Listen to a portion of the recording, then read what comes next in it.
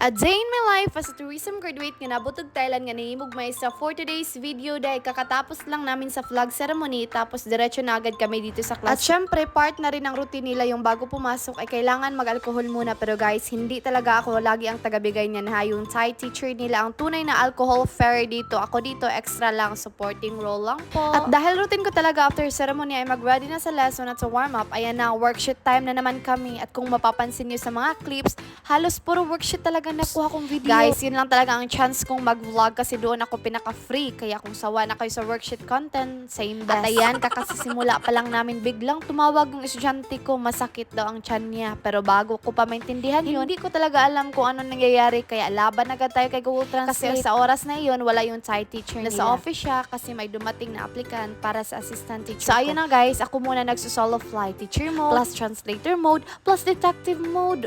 After ko sa lahat ng klase, balik na naman kami sa routine nila, pila-pila sa pinto pagkatapos maghugas ng kamay kasi alam niyo na, kainan time na. At ang menu natin ngayon ay noodles. Kahit na parang nag-aapoy ang panahon sa init, laban pa rin sila. Literal sa hot meal, sa hot weather.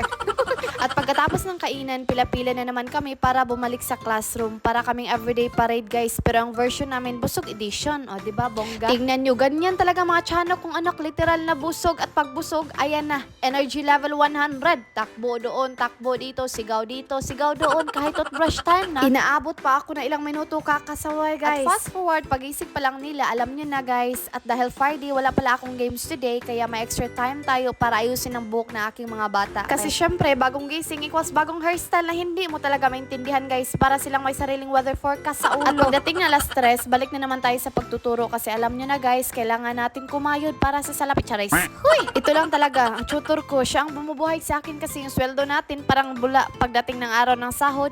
Wala na naman. Pero ganyan talaga ang role ng pera guys. Hindi lang siya para gastusin, kundi para matutunan mo rin kung paano pahalaga ng bawat sentimo. Kaya thankful talaga ako na may tutor ako kahit hindi man kalakihan ng bayad. Pero ito na lang talaga ang pag-asa ko. Para siyang yung little spark na nagpapa-forward sa akin kahit mahirap ang lahat. At life lesson of the day, kahit maliit lang ang tulong o simpleng bagay lang ang mayroon ka, pahalagahan mo ito. Yung tutor ko nga, kahit hindi malaki ang bayad, siya yung bumubuhay sa pag-asa ko.